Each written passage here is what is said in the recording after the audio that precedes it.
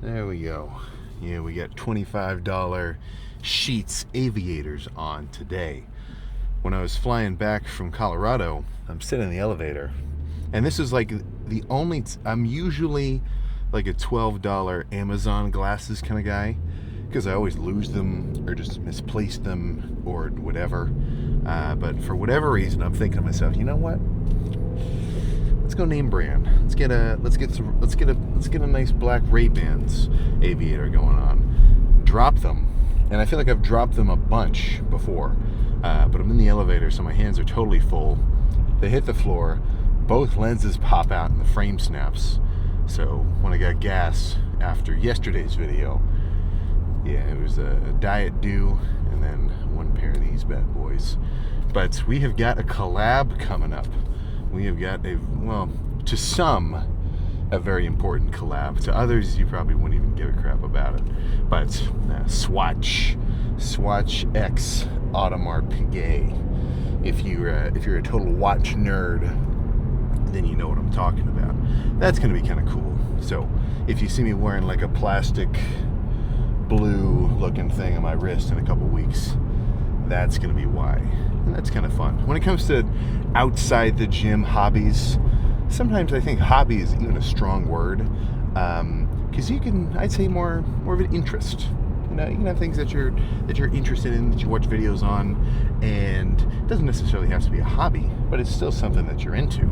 I've really got one that's like my biggest thing, and then the rest kind of dabble, lower on the totem pole. And the first one is going to be camera stuff.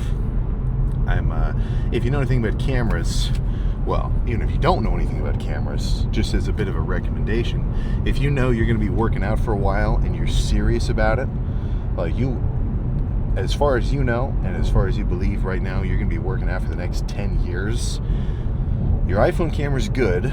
It's certainly not bad, but a real like Sony something with a big lens, it's going to look a lot cooler. A lot of, I've looked back at old family photos and they were all taken on a camera. And it was like an older camera too, not even like a super fancy, and they're getting better every year. But old family pictures when I was like a kid are still better than the ones on my phone now, because it was on a real camera with a big ass glass lens. So as good as technology is getting, it's hard to compete, when you're working with an iPhone's like 10 grams worth of camera unit versus like a camera's like 3 pounds worth of like glass and light, all sorts of shit like that. And of course I'm bringing a camera with me every workout just to get these things freaking clipped. So it's just kind of fun for me. So as a recommendation, I'd say if you're looking for a camera, maybe you want to start posting some stuff either way, and you've been using your phone for a while and now you want to upgrade, I'd say initially your best bet is probably going to be a used Sony ZV-E10 II, not the ZV-E10, because the menu system sucks on that one. You got to go one generation further. The ZV-E10 II used, you should totally be able to find that on eBay for like, I think new is like $1,100, but used is probably like $600, maybe $500 even. And then you're gonna want to grab some type of like either a Viltrox or like a Sigma. You can get a zoom lens where it's like a bunch of focal lengths at once, right? Your phone can do 1x, 2x, 4x, 8x zoom, but a zoom lens is more expensive and it's not as cool looking. So you're probably going to want to find probably a Sigma 24, and then you got to look it up. It's called the f-stop value, or the aperture value. Find something really low, like a 1.8 or a 1.4. That'll give you that kind of blurry background effect. So yeah, like a Sigma 24 1.4 would be nuts, and then like a 70 or an 85 1.4 1.8, something like that.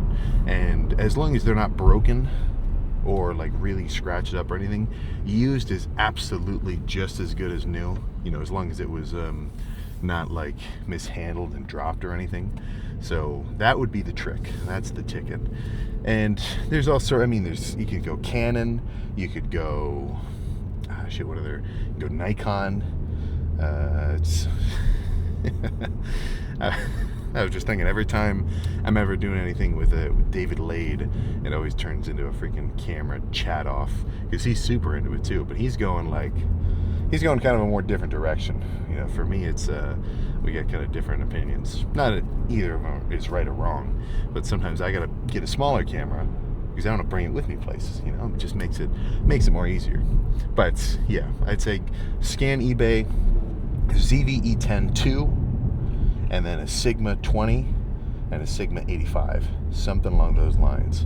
That would be the ticket, you know. And there's I'd say camera equipment is definitely one of the things where, if I forget the exact phrase, but it's essentially, if you think you're really gonna use it, sometimes it might pay off more to get the better version rather than like the scrappier version, because then you're gonna buy twice and cry twice, you know. And if I can give you one more little Sam photography tip before we actually get into the workout discussion, maybe skip eBay altogether and then just go to Best Buy, get something extra fancy, like even more expensive than you think you'd want to use, because I don't know if they patched this, but I've bought and returned, like, full price value, full everything, so many different cameras and like lenses and stuff to Best Buy over the course of the last like few years. It's like nuts. And the return window was like 3 months. So I would I would buy some of these lenses and stuff and your different cameras and, you know, use them for a while, and then, you know, I'd really think, okay, is it really worth it to have this like really fancy wide angle lens? Like, that's not how I, you know, like if you ever see a Trend Twins video, they're always using like a super wide angle kind of look, whereas I think mine are a little more like zoomed in a bit. And it's just because, you know, I'm using a tripod pointing at myself instead of like having somebody walk around with me. But it's like, you know what, 3 months, return window ends in like 4 days, let's pack it back up and bring it in.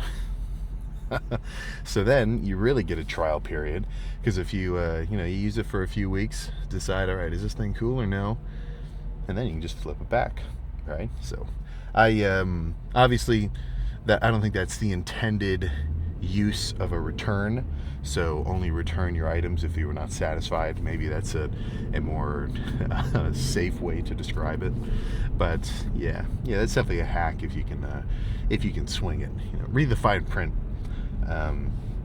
Because every time I look at my Best Buy app now, on a lot of the camera equipment, it says 15% restocking fee. So I don't know if it's just me or if that's everybody. I wouldn't be surprised if they just went in and like adjusted that for my account, just because of the repeat return history. But plan for today is some back, and I was thinking about going to a different gym a little bit further south, but I think I'll save that for tomorrow with some arms, and we'll just keep it simple and throw some back down in the cave. I think that's I don't know. I haven't the private gym doesn't have a name. There's no name. It's just kind of the gym. I don't know.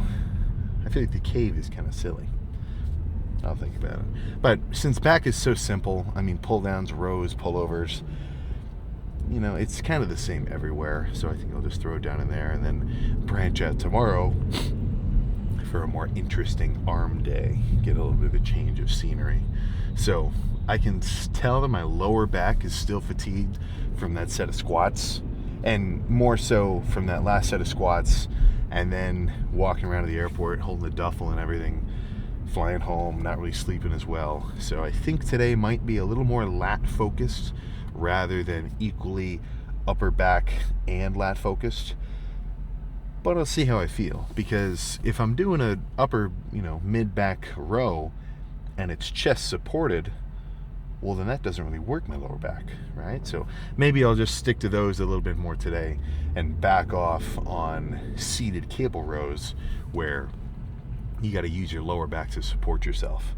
But either way, I'd say within an hour of set number 1, after I've kind of warmed up and, decided how the workout's going to look, we should be posing down. Pumped so wide, I'll have to freaking use the wide angle lens to fit everything in the frame. So let's go make it happen.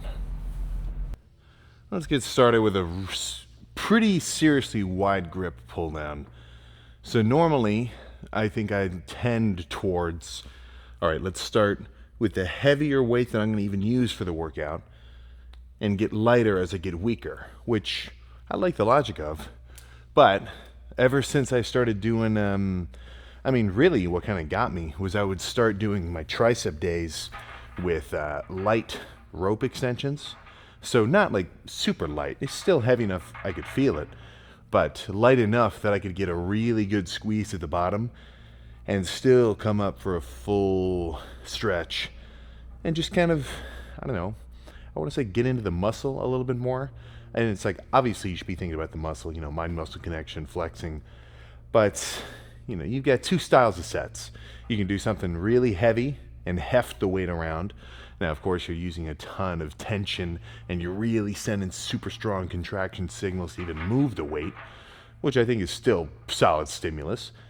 But then you can back off on weight, go a bit lighter, and make the weight heavier by the way that you do the rep. So actually really squeeze and hold.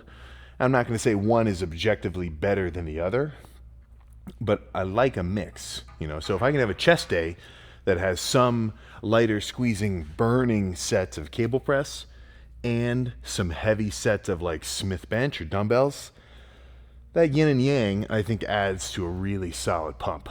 So I'm going to start with the yang, or whichever one makes more sense to call this light squeezing one, and we'll go from there.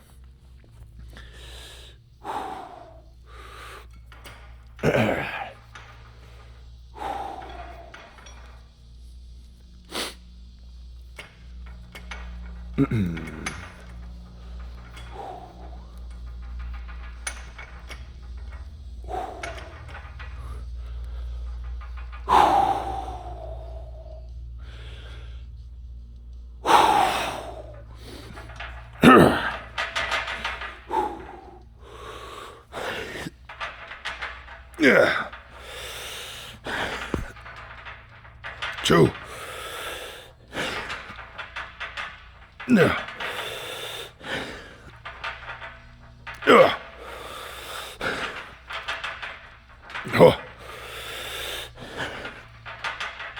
2. 2.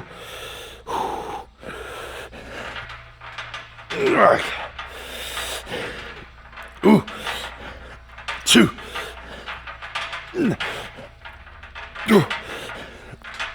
Yeah.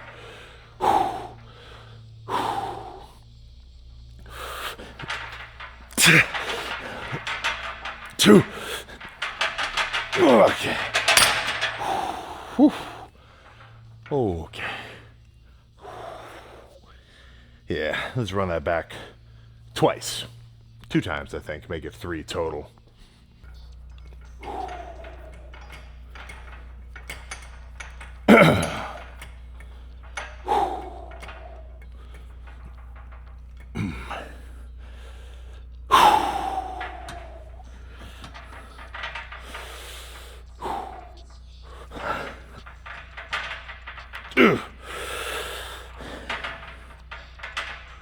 Ooh.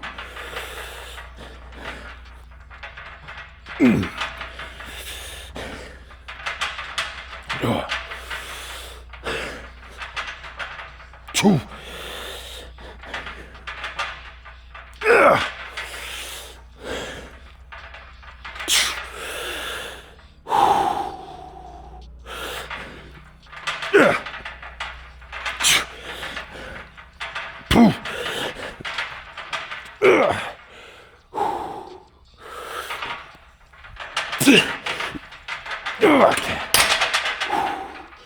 Holy shit. Yeah, one more.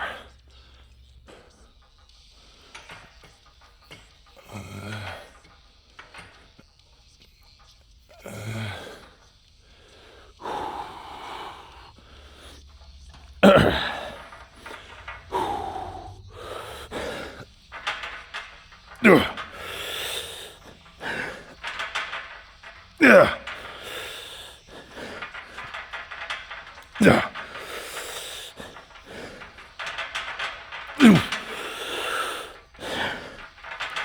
No. Yeah.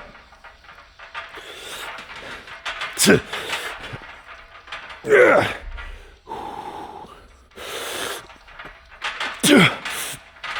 Okay.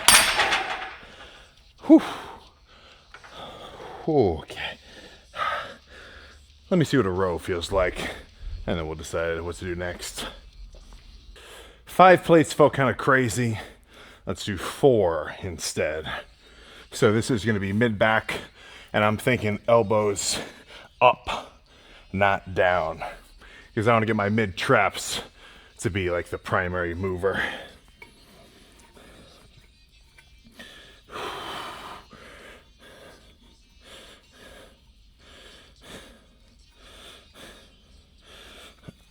Emma.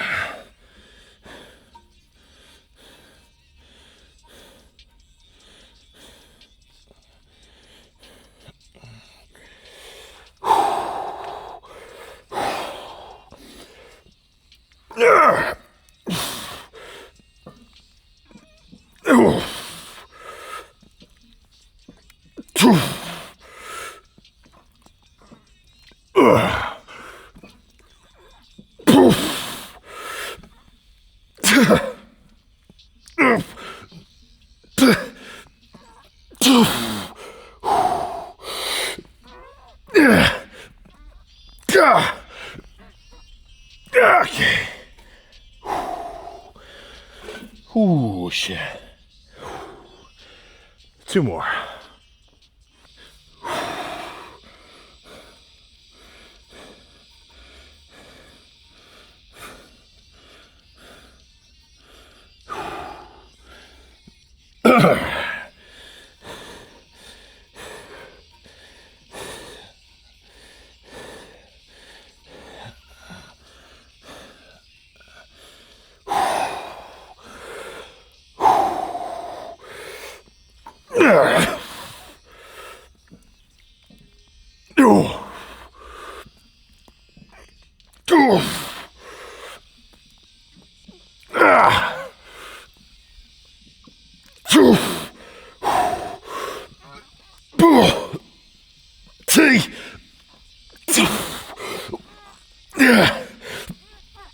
Okay. Okay. 1 more.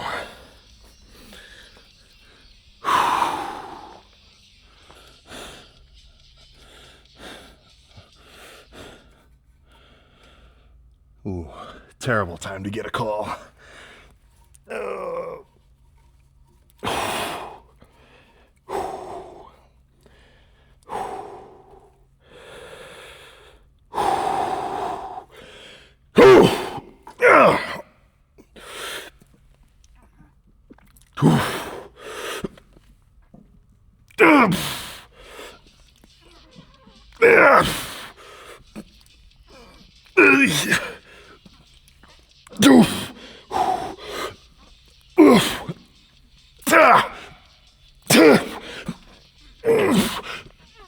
Okay.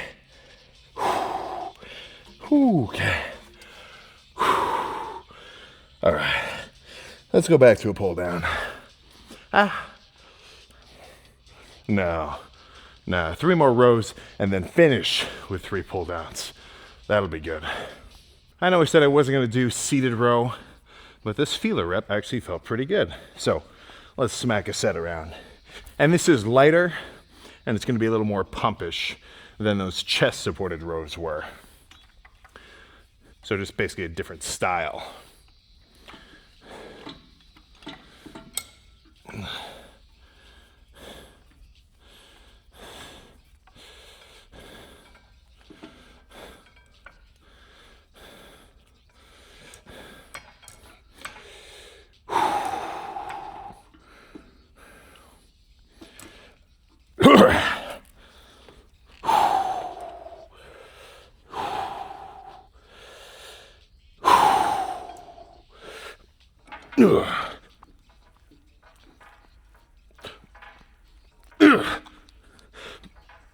Okay.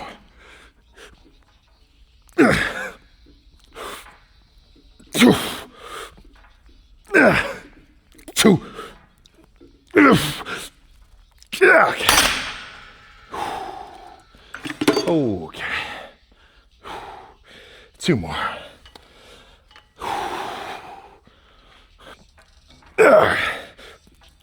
2. 3.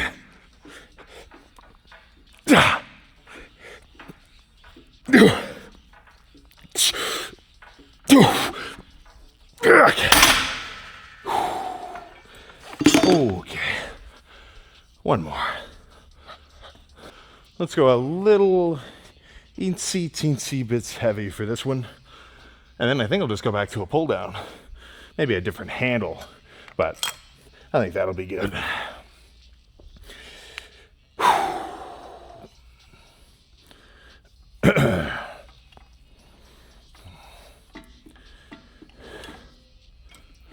There we go.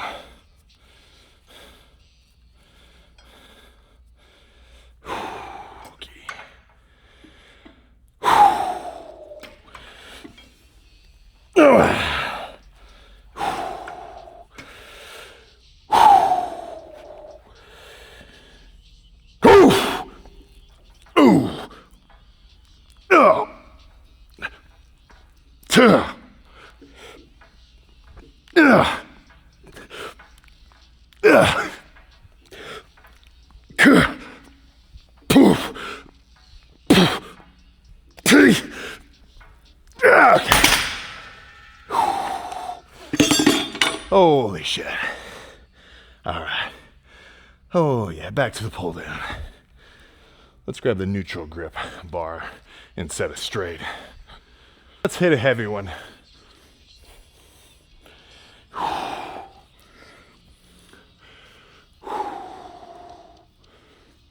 All right.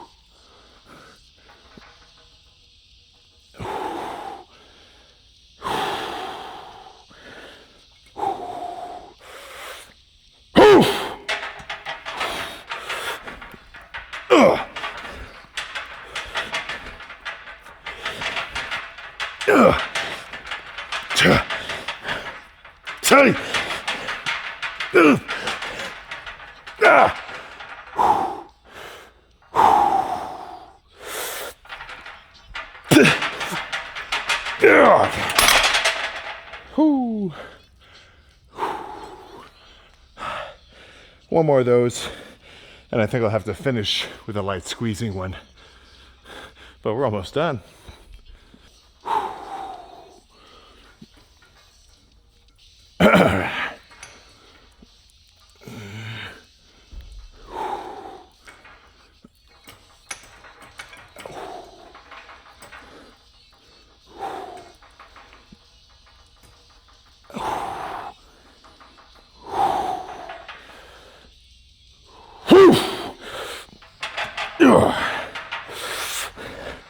Two.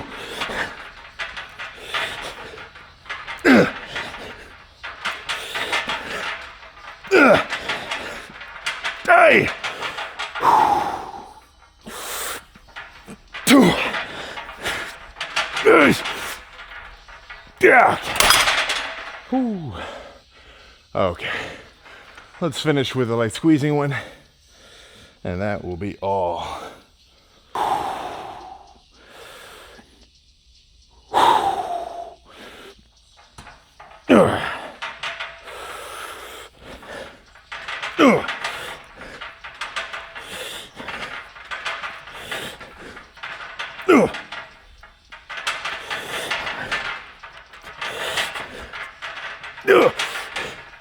Two.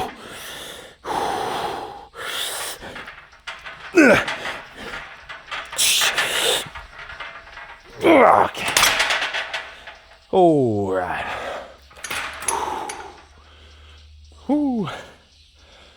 Let's find some lighting. There we go. All right, it's been a while since I've posed down in here. It's kind of a cool spot. A little sneaky, a little bit freaking sneaky. But overall, feeling like a freak, which is kind of obvious. I feel like it's almost is that really a surprise? Open up a Sam lift, and then it's over, and we go to the mirror. Holy crap, guys, I'm feeling pumped. It's like a freaking universal constant. But let's see how we're looking. So I feel top to bottom swollen. Now when I say top to bottom, I really mean it. The top of our backs, I think everybody has a pretty good understanding of. So when I say the top, I'm talking traps, I'm talking shrugging, even just pulling your arms back. If you've got a really good back pump, you should be able to just feel it, right? Like your traps are running into themselves. It's like if you've got a really good chest pump, you can kind of feel your, it depends on what kind of like muscular insertion you have, but you just know by feeling. So let's, there we go. Yeah. Let's see how we're really looking. There we go.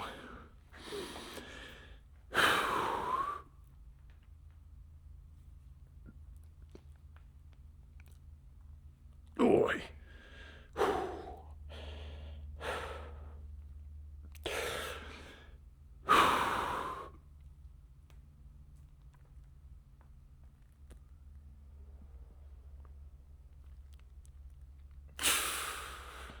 Oh my gosh. That's the sign of a good back pump.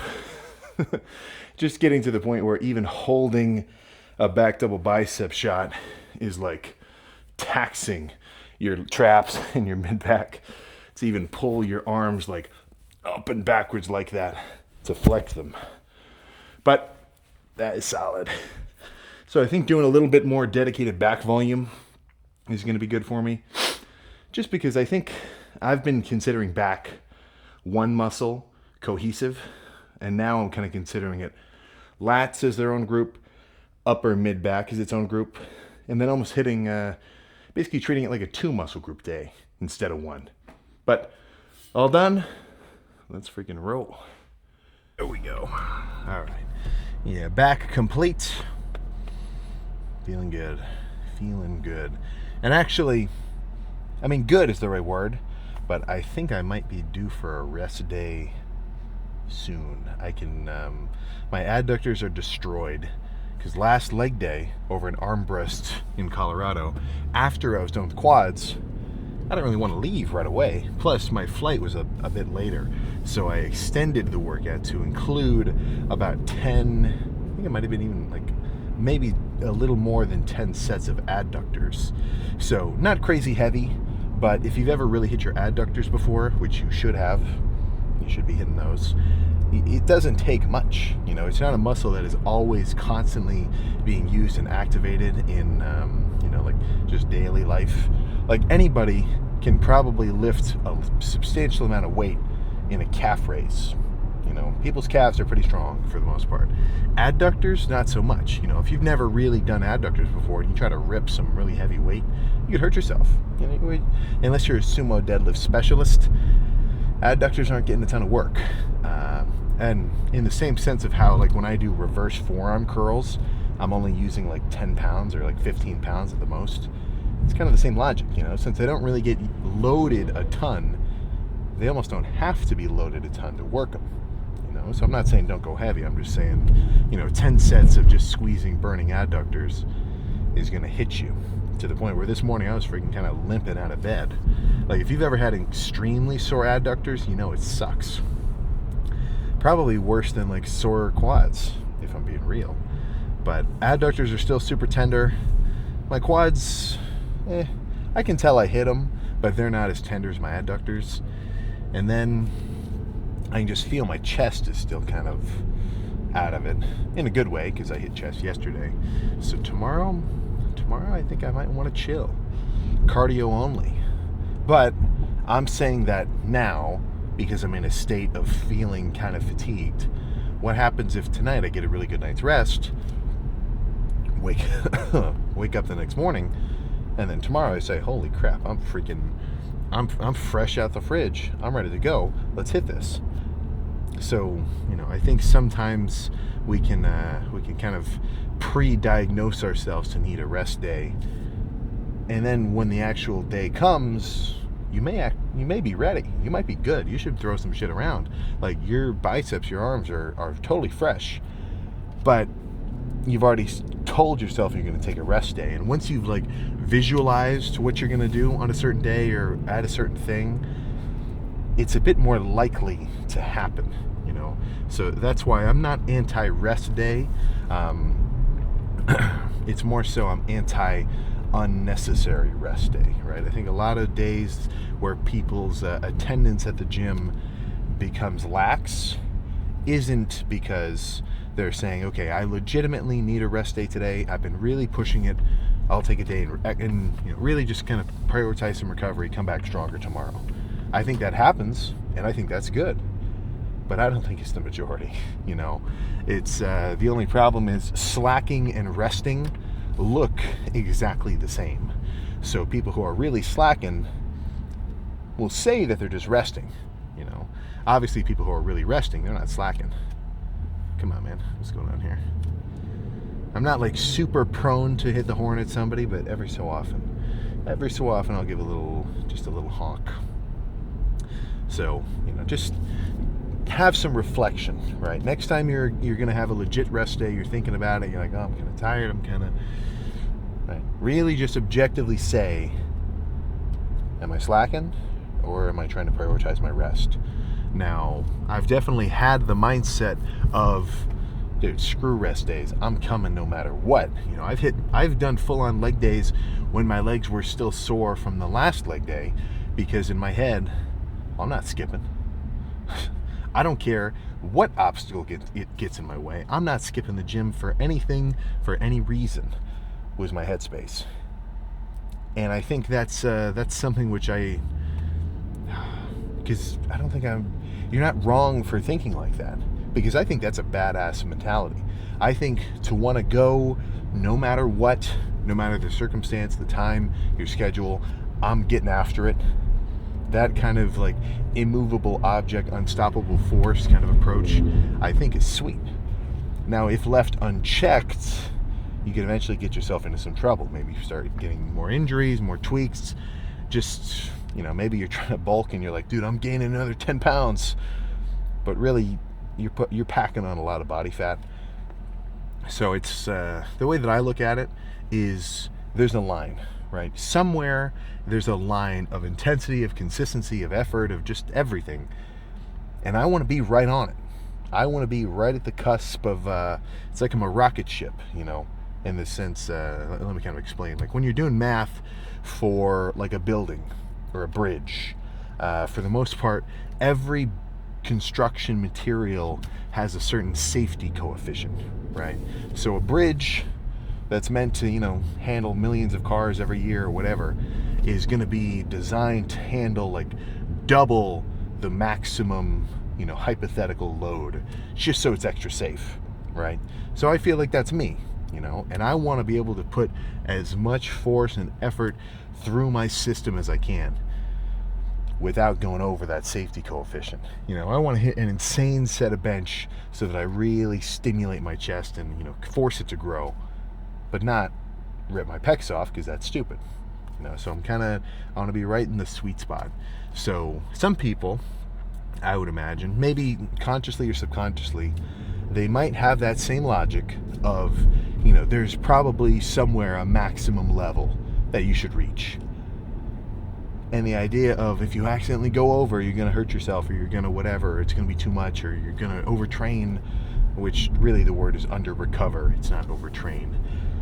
Then I think it makes people think, well, I'll just try to get close. I'll aim for the bar, but then I'll just undershoot it and I'll still be good. And that's not cool. That is not freaking cool. So that's why I like the idea of every couple of months having just having a little self-reality check and thinking, am I really bringing it? Not for the purpose of like reaching anyone else's standards or expectations of you, but you in your own mind thinking, okay, I want it this much. am I actually executing to the same level, right? And if that's true, well then hell yeah, you're freaking good. Keep going, you know. But I think if we're being objective with ourselves, usually the case is I want it this much, but I'm only giving it this much, and you're gonna want to try to close that gap. So school's out, summer's in. For the most part, everyone has just at least a little bit more free time. So try to use that time a little bit more wisely. 30 minutes of sitting on your phone scrolling Instagram Reels, that could be 30 minutes of sitting on the cardio bike doing the exact same thing. Little things like that. But I feel like a broken record. As much as I wonder how many more people are doing cardio because I've been talking about it for the last couple of years. It's got to be. There's a percentage. There's definitely a percentage, but it's an uphill battle. It's an uphill battle to get people on the cardio machines. But once you start, it's hard to stop. So keep that in mind. But nothing else to say. Tomorrow will either be something, potentially a long Q&A, or something along those lines, or just a regular ass lift as normal. So I guess we'll freaking find out. So I will see you then.